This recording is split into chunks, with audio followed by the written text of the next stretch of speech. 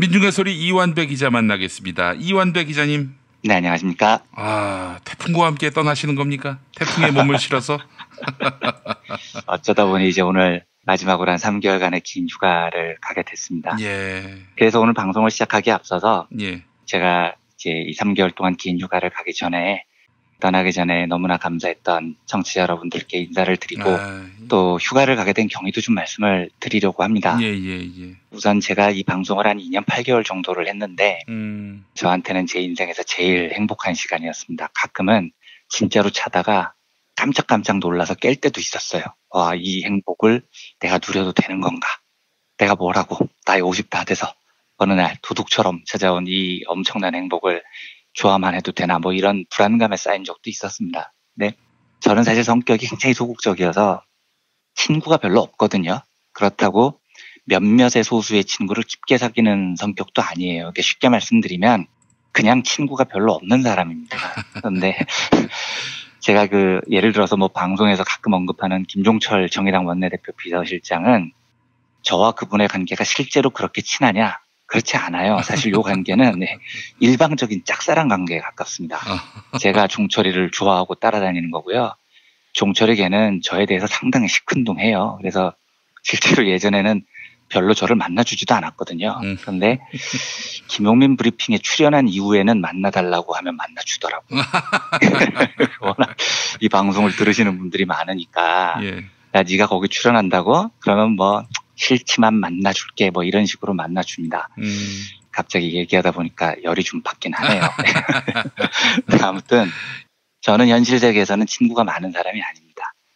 그런데 2년 8개월 동안 방송을 하면서 정말 의지가 되는 수많은 벗들을 만난 느낌이었습니다. 이렇게 오랜 기간 동안 많은 분들이 친구가 돼주신 것이 저는 참 이렇게 너무 좋더라고요. 그래서 매우 행복했습니다. 다시 한번 진심을 다해서 저하고 민중의 소리라는 작은 매체의 좋은 친구가 돼주신 많은 분들께 감사의 말씀을 정말로 드립니다. 예. 뭐 오해를 하나 풀고 넘어가자면 예. 혹시 김용민 PD님께서 혼자서 휴가를 일주일 가신 것에 대해서 너무 삐져서 장기 휴가를 낸 것 아니냐라고 묻는 분도 계시던데 전혀 아닙니다. 네, 그거는 정말 농담이었고요. 제가 휴가를 길게 신청한 이유는 정리를 좀 하고 싶어서였어요. 2년 반 넘게 방송을 하는 것을 돌아보면 제가 알고 있는 거, 제가 생각하고 있는 것에 비해서 너무 많은 이야기를 함부로 떠들었더라고요. 변명을 하자면 매일 방송을 해야 되는 입장이었기 때문에 때로는 알고 있는 거나 내가 고민하는 것에 비해서 좀 많은 이야기를 하게 된다는 한계도 있었습니다만 아무리 그래도 본인이 가지고 있는 크기에 비해서 너무 많은 것을 떠드는 게 절대 좋은 일일 수는 없는 겁니다. 그래서 어떨 때 보면 제가 방송에서 막 뭔가를 떠들었는데 청취자분들께서 알려주세요. 기자님, 그거 2년 전에 방송에서 말씀하셨던 거예요. 이렇게 이야기를 해주십니다. 진짜 창피한 일이죠. 물론 중복해서 할 수도 있지만 중복했다는 사실을 알고는 있어야죠. 기자가 최소한 자기가 뭔 브리핑을 했는지 기억을 못할 정도로 떠들어댔다는 건 이게 전혀 옳은 일이 아닙니다. 매우 참담한 상황이 된 거죠.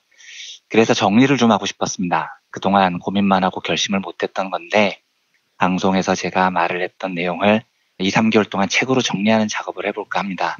제가 무슨 말을 떠들고 다녔고 또 저는 제가 한 이야기를 어떻게 머릿속에서 정리해야 되는지 이걸 기록이라는 작업으로 다시 돌아보려고 하는 겁니다. 근데 제가 이 멀티태스킹, 동시동작에 무지하게 약해요. 한 번에 두 가지 일을 정말 못합니다. 그래서 한국재벌 흑역사 학원을 쓸 때도 쫓기듯이 글을 대하니까 글도 잘 안 되고요. 정리도 잘 안 돼서 소중한 돈을 내고 책을 사보시는 독자분들께도 좋은 완성품을 드리지 못했다는 찜찜함이 계속 있었습니다. 그래서 3개월 휴가를 부탁드리게 된 거고요.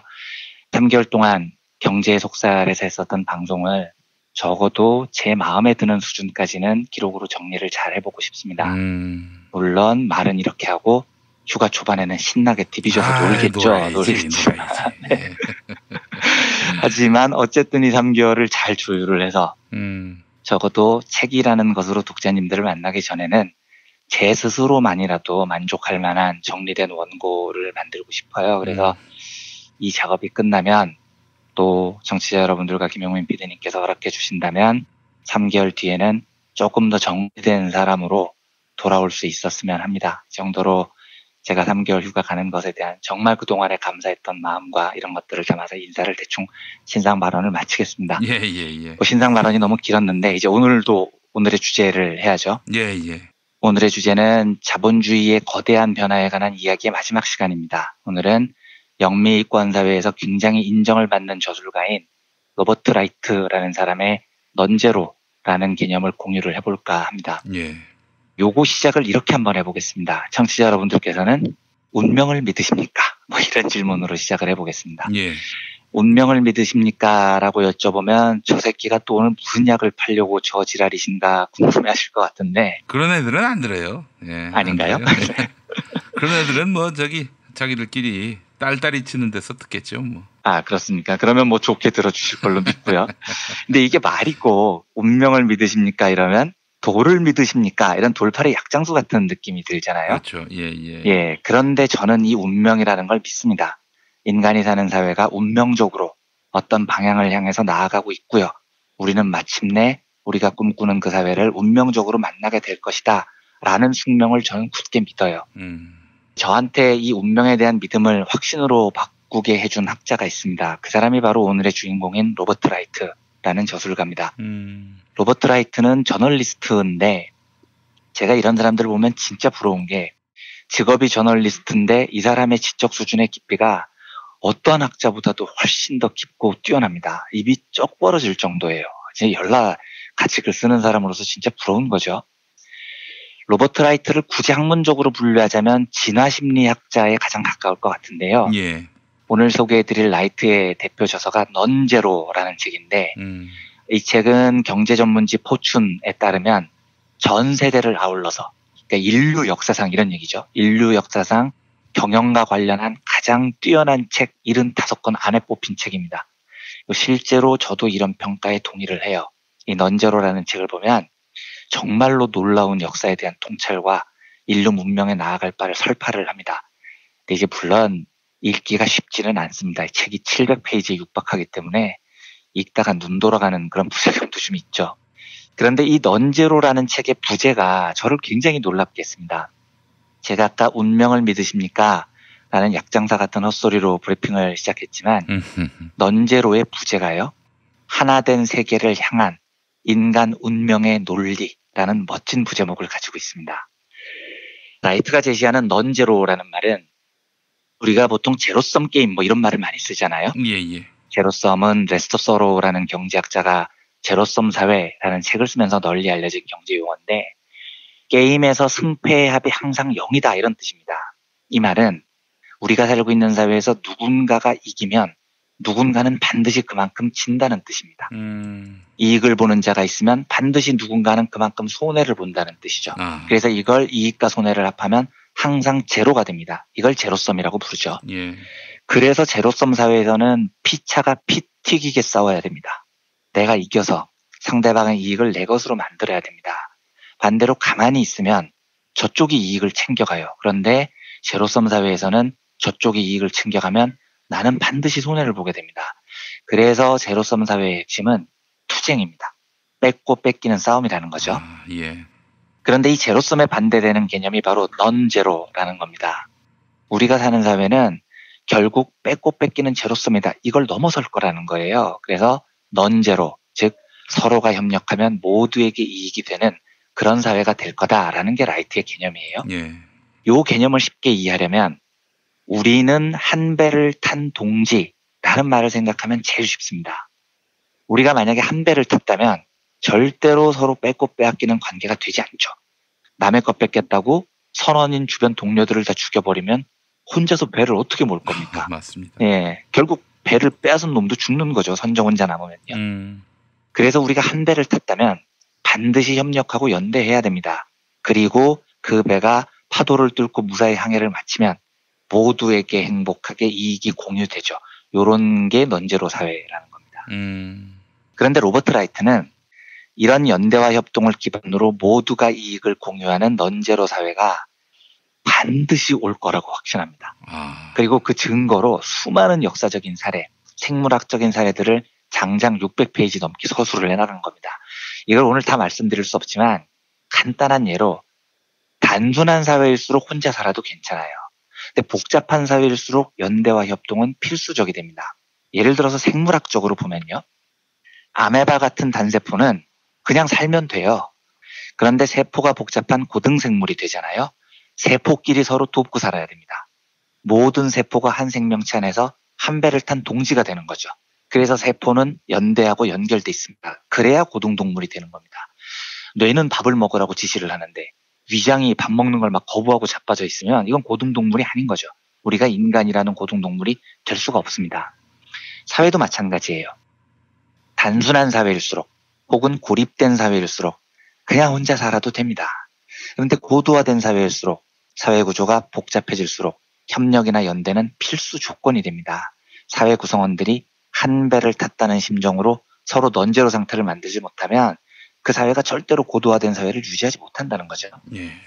그래서 라이트는 우리가 사는 사회가 언젠가는 제로섬을 넘어서서 넌제로 사회가 될 거라고 확신하는 겁니다. 이 책의 부제인 하나된 세계를 향한 인간 운명의 논리라는 말이 여기서 나오는 거죠. 조금 어려운 말로 하면요. 경제 결정론이라는 말이 있습니다. 이건 마르크스의 개념인데요.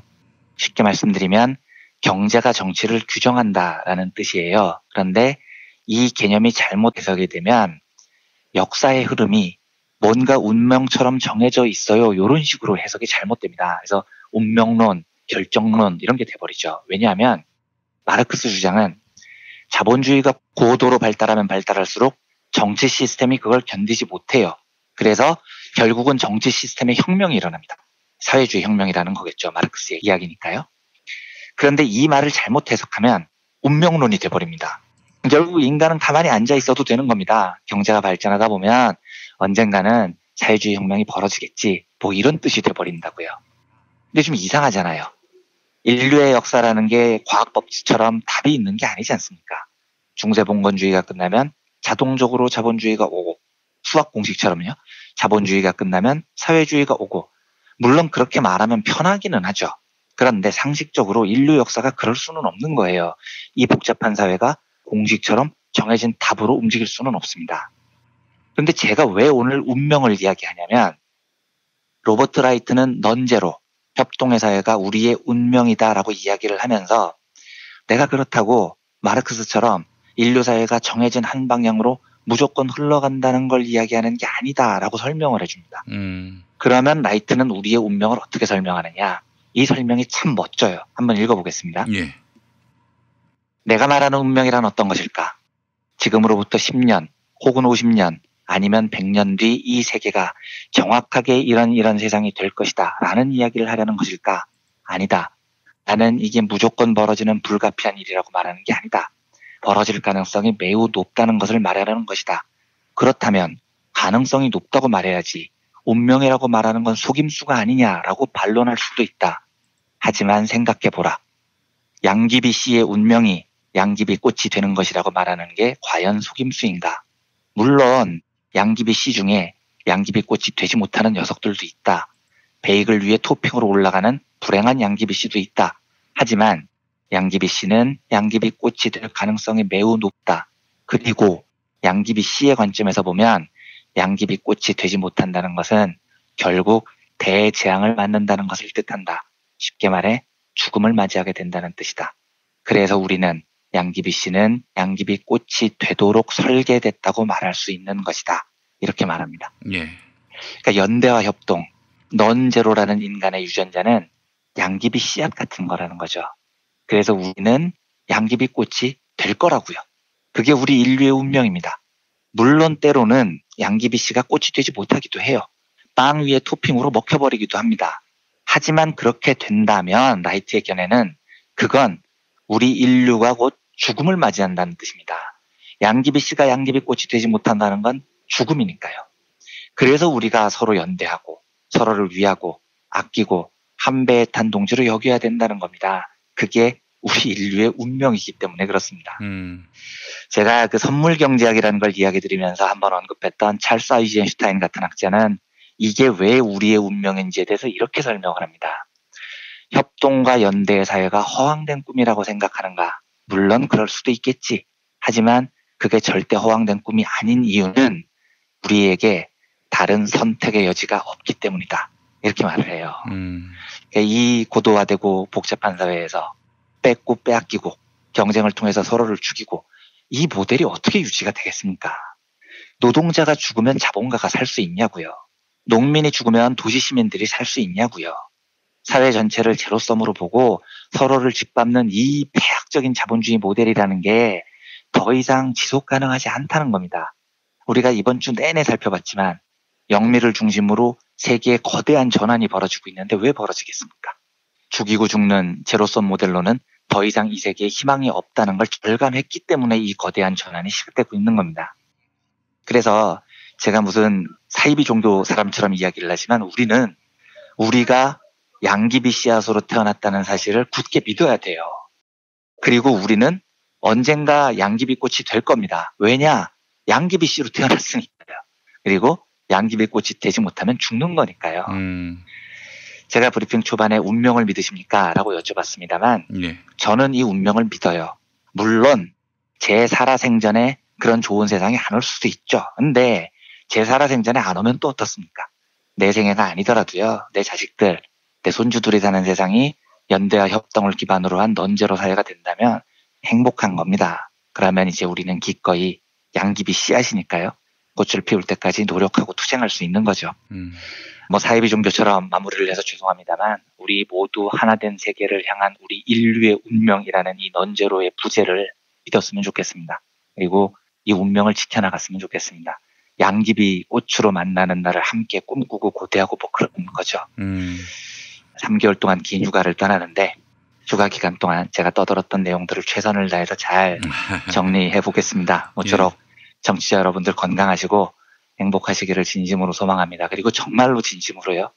오랫동안 저 같은 사람에게 그리고 민중의 소리라는 작은 매체에게 좋은 벗이 돼주시고 친구가 돼주시고 동지가 돼주셨던 모든 분들께 정말 진심으로 감사하다는 말씀을 꼭 드리고 싶습니다. 네, 우리 이완배 기자님처럼 따뜻한 시선으로 공동체의 미래를 신뢰하는 이런 분을 휴가를 당연히 보내드려야 하지만은 그 3개월 없는 동안 어떻게 세상이 바뀔지 더 나빠지는 것은 아닌지 하는 그런 걱정도 있고 좀 그렇습니다, 사실. 제가 뭐라고 답을 해야 될지 모르겠네요. 김용민 PD님께서 과분한 평가와 과분한 존중을 저한테 보여주셔서 그것도 너무 감사드리고요. 네. 그거보다는 분탕질 치는 인간들이 더 망쳐놓는 것은 아닌가 하는 그 염려가 있고 말이죠. 그렇습니다, 사실. 어쨌든 이 연대와 협동이라는 운명으로 그 작은 분탕질을 넘어서서 3개월 뒤에 저도 좀 잘 정리돼서 돌아오겠고요. 저희 정치자분들도 건강하게 더 좋은 세상을 꿈꾸면서 그렇게 다시 만날 수 있으면 좋겠습니다. 예, 알겠습니다. 우리 이완배 기자님과 3개월 후 다시 만날 것을 약속하면서 휴가를 보내드리겠습니다. 예. 자, 이완배 기자님 건강하게 즐겁게 그리고 아주 내실 있게 휴가 다녀오시기를 바라겠습니다. 고맙습니다. 네, 감사합니다.